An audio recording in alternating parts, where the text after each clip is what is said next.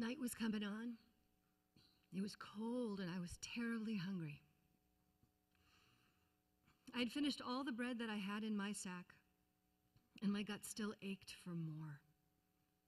Then I noticed my friend, a shepherd like me, about to throw away a crust that he didn't want. So I said, "Throw the crust to me, my friend." And he did throw it to me, but it landed between us in the mud where the sheep had mucked it up. But I grabbed it anyway, and I stuffed it, mud and all, into my mouth. And as I was eating it, I suddenly saw myself.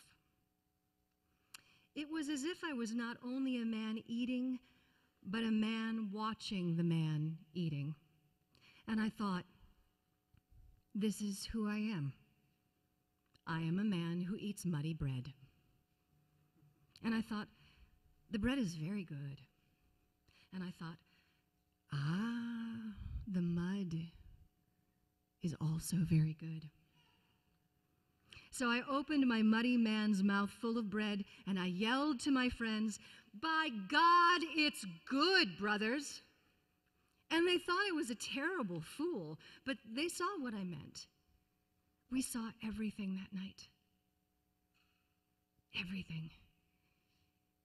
Everything. Can I make you understand, I wonder? Have you ever had this happen to you?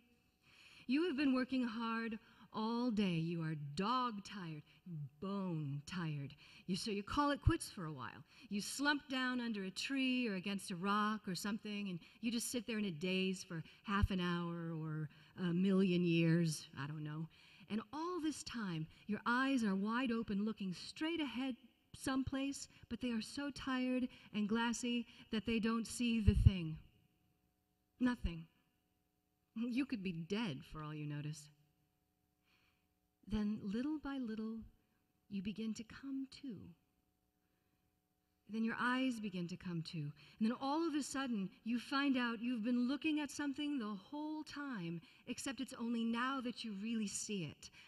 One of the ewe lambs, maybe, with its foot caught under a rock, with the moon searching a hole through the clouds. It was there all the time, and you are looking at it all the time, but you didn't see it until just now. That's how it was this night, anyway. Like finally coming to. Not things coming out of nowhere that had never been there before, but just things just coming into focus that had been there always. And such things. The air wasn't just emptiness anymore, it was alive. Brightness everywhere, dipping and wheeling like a flock of birds. And what you always thought was silence stopped being silent and turned into the beating of wings. Thousands and thousands of them. Not only just wings, as you came to more, but voices, high, wild like trumpets. The words I could never remember later, but something like what I yelled with my mouth full of bread. By God, it's good, brothers. The crust, the mud, everything, everything. Oh, well. If you think that we were out of our minds, you are right, of course. And you know, it was like just being out of jail. I can see us still. The squint-eyed one who always complained of sore feet, the little sawed-off one who always could outswear a Roman, the young one who blushed like a girl. We all tore off across that muddy field like drunks at a fair, and drunk we were, crazy drunk, splashing through a sea of wings and moonlights and the silvery wool of the sheep. Was it night? Was it day? Did our feet touch the ground? Shh, shh. You'll wake up my guests, said the innkeeper we met coming in the other direction with his arms full of wood. And when we got to the shed out back, one of the 3 foreigners who were there held his finger to his lips. At the eye of the storm, you know, there is no wind.